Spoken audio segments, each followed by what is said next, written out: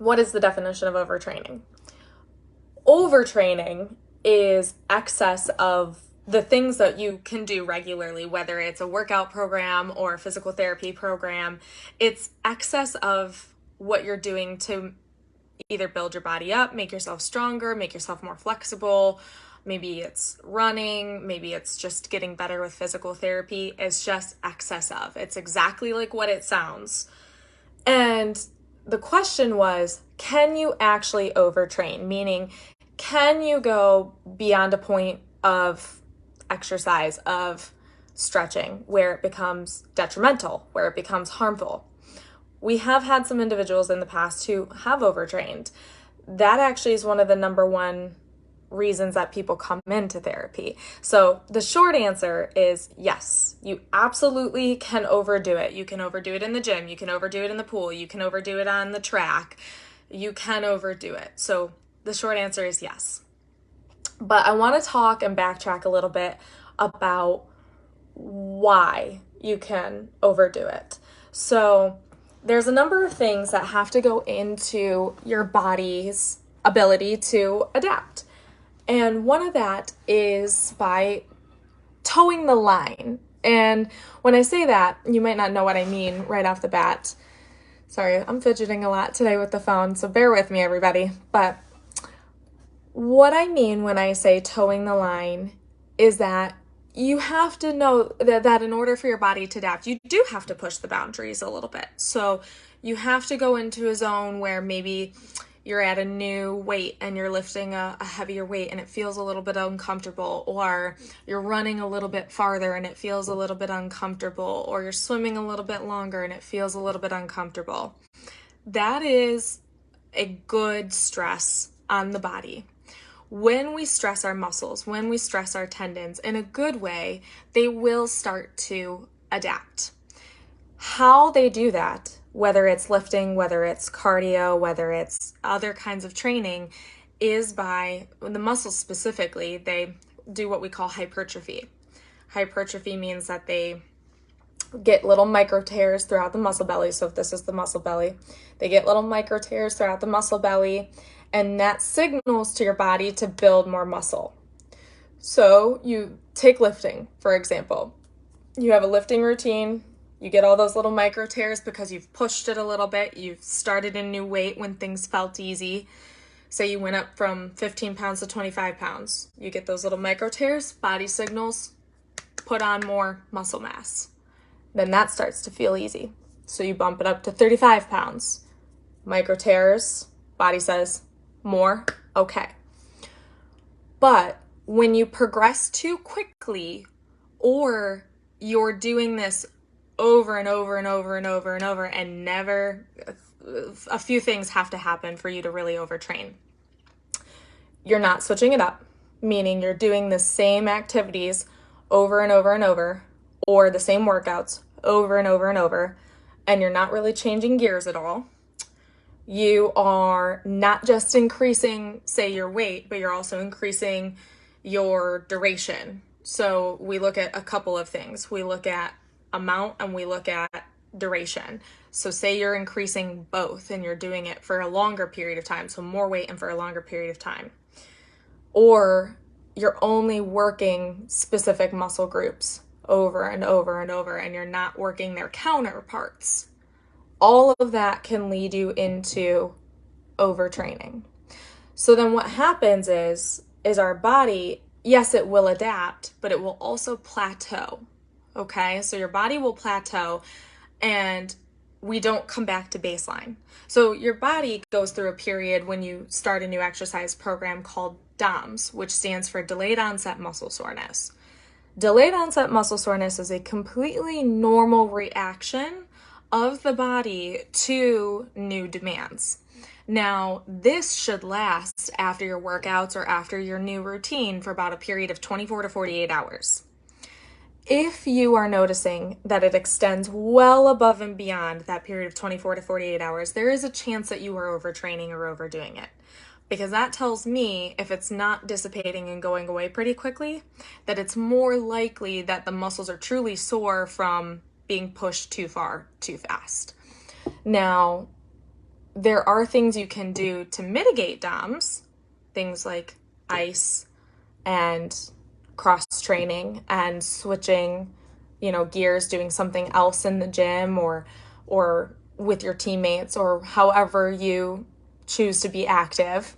But again, if you notice that I went and I did this workout, say on a Monday, and by Thursday, Friday, you're still really feeling it, chances are that particular workout that day was too much. Now, why is this important?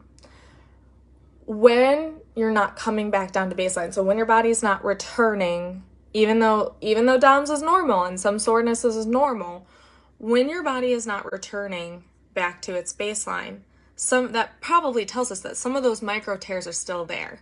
So yes, you got some of that extra build, some of that hypertrophy, but some of those micro tears are still there, and that's why you're still feeling it.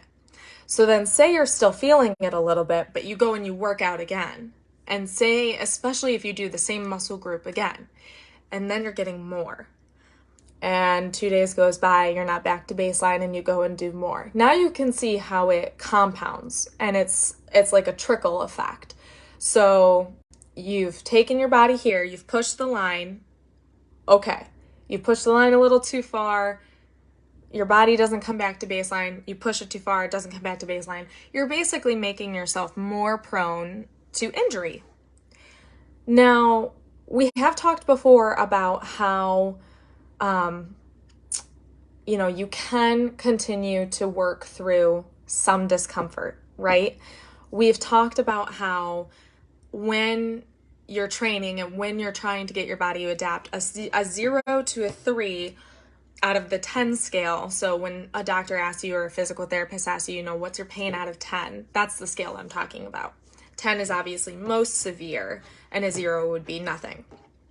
That 0 to 3 zone is where we expect somebody to sit with things like normal delayed onset muscle soreness, normal just muscle reaction. Maybe things are a little uncomfortable if you switched your shoes or you've started a new exercise regimen. That's all okay. You can continue to push through between a 0 to a 3. It's when things start to go above that 3 that you're now really talking into a true pain threshold. So working out for your body to adapt should not necessarily feel comfortable. You want to, raise your heart rate and challenge your muscles. But if you're tipping into a 4, 5, 6 and above, that's the zone where we're starting to see risk of muscle injury, muscle damage, potentially ligament damage, tendons, the joints. You need to listen to your body at that point, and you should not go above and beyond that. Now, there's a lot of different schools of thought about how to appropriately work out. If you're somebody who is in physical therapy, obviously, I think it goes, without me saying that you should be listening to the directions of your physical therapist, whether that's Jen, myself, another physical therapist. They're there to guide you because they know, especially if you have an injury, how best to progress your exercises. But if you're somebody who's not in physical therapy, what you can do is set yourself a goal. So say your goal is to complete a 5-mile run in 30 minutes for round numbers. If that's your goal, what you're going to want to do is take a look at your baseline. So take a look at where you're starting. If you can only run 1 mile, it would stand to reason that you should worry about increasing your mileage before you're increasing your speed. And I hope that makes sense for everybody. It's really some of this might sound like the chicken or the egg situation, but it's really a one stepping stone at a time. You need to address one component of bodily demand before stressing another. So say you start at a mile, your goal is 5. You start at a mile, okay.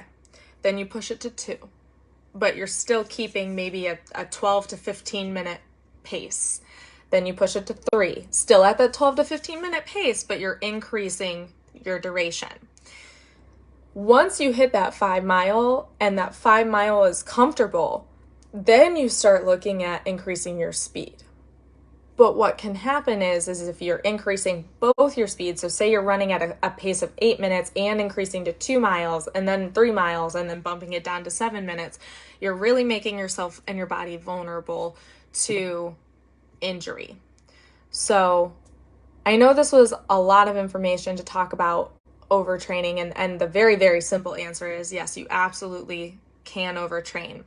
There is good demand, but there is also too much demand. And that's really what I feel like is the take home here when thinking about doing any physical activity.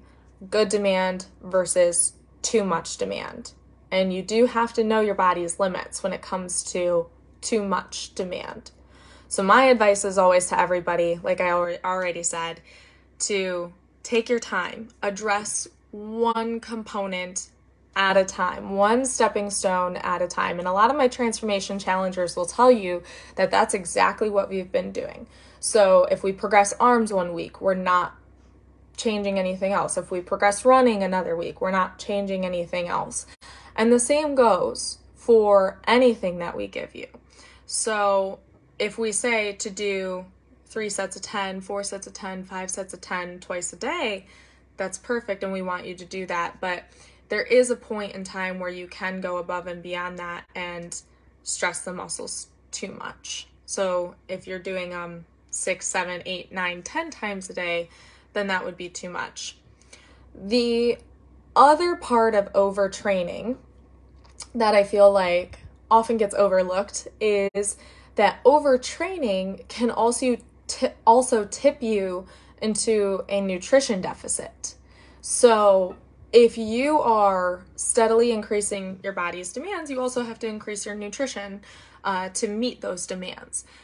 If you are burning off or using or training more than you can keep up with, and your nutrition demands are not here, but your training levels are here, and there's that big discrepancy, well, then you're also opening yourself up to be more vulnerable to things like prolonged soreness, prolonged pain, injury, because your body's not going to be able to supply you with the protein, the carbohydrates, even simple sugars to an extent are necessary to help you rebuild the muscles and help your body recalibrate. So there's a lot of anatomy that goes into overtraining, and there's a lot of things to consider when starting a new program. So I hope this was a little bit helpful, something maybe to think about for individuals, because I know summer's coming up, so we have a lot of people looking to get back into the gym and everything. And, you know, I just want everybody to be mindful that you have to do it in a healthy, safe manner. So